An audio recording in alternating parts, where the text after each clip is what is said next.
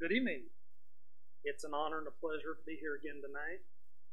This is my fourth and final sermon for this class, and I wanted to say thank you all for allowing me to come and practice on you. I hope I haven't bored any of you too much, but even more, I hope that somehow I gave someone a reason to change. A special thanks to Pastor Toby for trusting me up here in his place, and for PK and all his technical help and expertise. Before we get started, let's have a quick little prayer here. Dear precious Heavenly Father, Lord, we just come to you tonight and just want to invite you into this place. Lord, we just ask that you be with us throughout this evening. Lord, we just ask that you open our hearts and our minds. We hope that you can say something that will be of use to someone here this evening. Father, we just want to lift up Pastor Toby as he recovers from surgery. Lord, we just ask that you be with him and bring him back better than ever. In Jesus' precious name. Excuse me. Terry Bradshaw, Franco Harris, Mean Joe Green.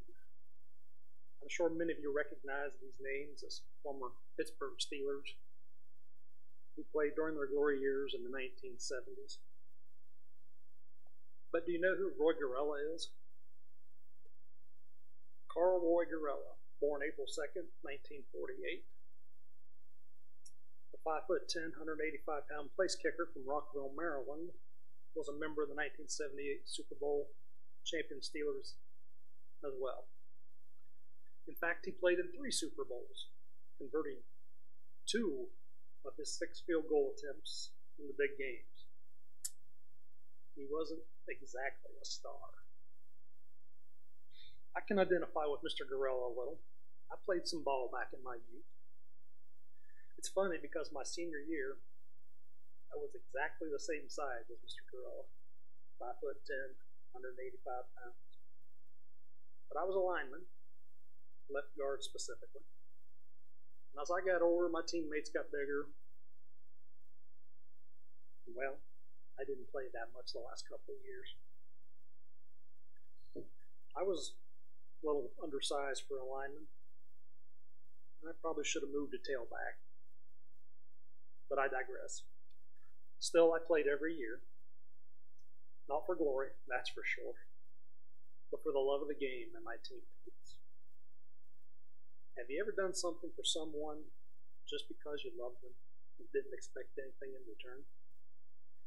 I'll bet most of the men here have cleaned the snow off their wife's car or their mother's. And many of the ladies here have cooked a certain dish just because you knew it was his favorite. When you love someone, you do things for the other person, not for the reward. Peter, shortly after Jesus told the rich young man to sell his possessions and give to the poor, stated that the disciples had left all and followed Jesus. They queried from him, "What's in it for us?" That's my paraphrase, of course. Jesus answered with a parable. Turn with me, if you would, to Matthew 20. We'll be reading verses 1 through 16. And I have the New American Standard Version. For the kingdom of heaven is like a landowner who went out early in the morning to hire laborers for his vineyard. When he had agreed with the laborers for a denarius for the day, he sent them into his vineyard. And he went out about the 3rd hour and saw others standing idle in the marketplace. And to those he said, "You also go into the vineyard, and whatever is right I will give you." And so they went. Again he went out about the 6th hour and the 9th hour, and he did the same thing. And about the 11th hour, he went out and found others standing around. And he said to them, "Why have you been standing here idle all day long?" They said to him, "Because no one has hired us." He said to them, "You go into the vineyard too." When evening came, the owner of the vineyard said to his foreman, "Call the laborers and pay them their wages, beginning with the last group to the first." And when those hired about the 11th hour came, each received a denarius. When those hired first came, they thought they would receive more, but each of them also received a denarius. When they received it, they grumbled at the landowner, saying, "These last men have only worked 1 hour, and you made them equal to us who have borne the burden in the scorching heat of the day." Then he answered and said to one of them, "Friend, I am doing you no wrong. Did you not agree to work with me for the denarius? Take what is yours and go. But I wish to give to this last man the same as to you. Is it not lawful for me to do what I wish with what is my own? Or is your eye envious because I am generous? So the last shall be first, and the first last." Peter asked in Matthew 19:27, "See, we have left all and followed you. Therefore, what shall we have?" Jesus then feels a lesson is needed, as Peter's question hints that the disciples should receive a greater reward. In this parable, remember, Jesus is talking about the kingdom of heaven. The landowner here is God. I think that's pretty obvious. But I confess I got hung up on the vineyard and what it might represent. One commentator suggests the church. Another says service of God on earth. I even wondered if it might be heaven, or possibly earth. There doesn't appear to be any consensus in the pages that I read. As I mulled this question over in my mind, it occurred to me that could probably be any of those things, especially since God owns them all. What we do know is that God is seeking workers. He is the one that initiates the search. He goes looking, seeking, and he begins early in the day.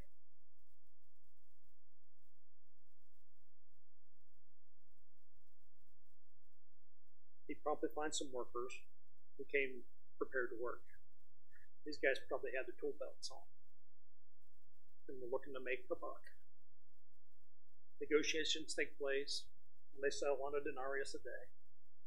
Now, a denarius was a Roman coin representing a typical day's wages for an ordinary worker. With this agreement, these contractors enter the vineyard and commence working. But apparently, as Matthew 9:37 says, the harvest was plentiful, but the workers were few. So God went out again looking for workers. In the 3rd, 6th, 9th hours, 9 a.m., noon, 3 o'clock, and each time he found others standing around and directed them to go into his vineyard, telling them only that he would pay them what was right. And they went without questions. But God still wasn't done. At the 11th hour, 5 p.m., he went out again and still found others standing idle. Asking why they were there, they replied that no one had hired them. So he directed them into his vineyard with the same instructions as the previous groups. At the day's end, he tells his foreman to pay the workers, starting with the last and finishing with the first. The ones who had worked about an hour received the denarius. Now, the first group had to be licking their chops, seeing the generosity of the landowner. They thought they were going to get a little extra, since they'd been the ones working the longest, bearing the burden in the heat of the day. When they received the same denarius that the others did, they complained against the landowner. But the landowner was quick to point out that they got exactly what they negotiated for. He told them to take what was theirs and go their way. He was well within his rights to pay the others whatever he wished. So what are we to make of this? There's a few things that we can take from this parable. Now, my professor, I'm not going to argue with him, says a parable only has one meaning, but I think there's a couple other little things, but it does basically make one point. The first thing is that God is seeking workers. One of the commentators I read makes a good point here. God gives men a chance to labor not because he needs the work, but because we need the reward. The job is available to anyone who will accept it. There's no interviews, drug tests, credit checks, background checks. Just accept the job, go to work. Trust God for your compensation. Deal makers don't do so well. God isn't looking to play, let's make a deal. First bunch thought they didn't get what they deserved.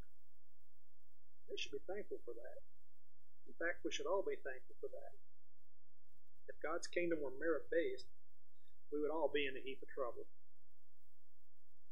Because there's nothing we can do to earn the gift that He gives us. But God's kingdom is grace-based. He confers it on whoever He wishes, to whatever degree He wants. We can't earn it, but He gives it freely to anyone who accepts His offer. Not only is God looking for workers, but He keeps looking. He starts early in the morning. He continues throughout the day. Bring all who will come into the vineyard. Now, some have suggested that the hours are different times in our lives. This is not to suggest that waiting until one is old is advisable, but that God will seek you in your youth, continue through your teen years, your early adult, middle age, so on. They're up to when you're very old. Because we know that it's His will that none should perish. Accepting His job offer at any time will get you a ticket through the pearly gates. And according to Matthew 11:11, the least in the kingdom of heaven is greater than the greatest on earth. God's grace isn't something we can earn. There's no way we can buy it or negotiate for it. When I was a teenager, back in the winter of 78, 79, we woke up to 6 inches of new snow every morning, seemingly. I went out and shoveled our sidewalk, and I always did my neighbors too. And one day my neighbor came out, paid me for doing his walk. I was happy to accept the cash. If I remember right, I think it was $5. But I told him it wasn't necessary. But you know, from that day on, every time I shoveled his walk, I was looking for him to come out and pay me. I stopped doing it for the joy of helping and started doing it hoping to get paid. You know, that took most of the enjoyment out of it. Roy Gorella wasn't the star of his teammates' work. That season of 78, he made less than half of his field goal attempts. I'm sure he wasn't paid like his Hall of Fame teammates. Yet every day at practice, he was out there working on his craft. Maybe his contributions were minor in that Super Bowl season, but he was part of the team. I doubt that he complained that Bradshaw and the others were paid more. I'll bet he went out and played for the love of the game. God went out looking for anyone working in His vineyard. At this point, I like to think the vineyard represents heaven. Everyone who accepted the offer to work was admitted. God's grace is like that. He offers it to everyone, even you.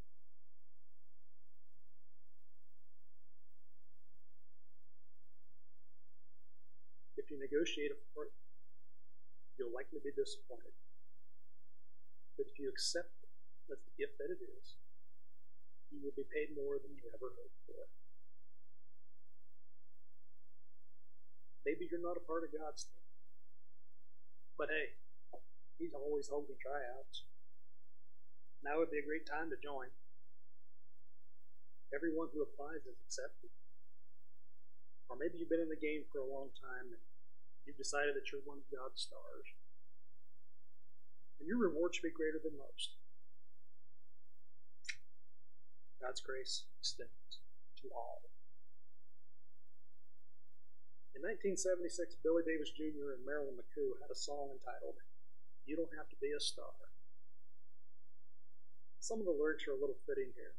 Imagine God saying this: you can come as you are with just your heart, and I'll take you in, though you're rejected and hurt. I don't need no superstar, because I'll accept you as you are. And you don't have to be a star baby to be in my show. If you need to talk to God about joining up, or you need to repent of your star power attitude, the altar's open. Won't you join God's team? Roy Gorella didn't get paid the big bucks, but he got the very same bonus as the star days.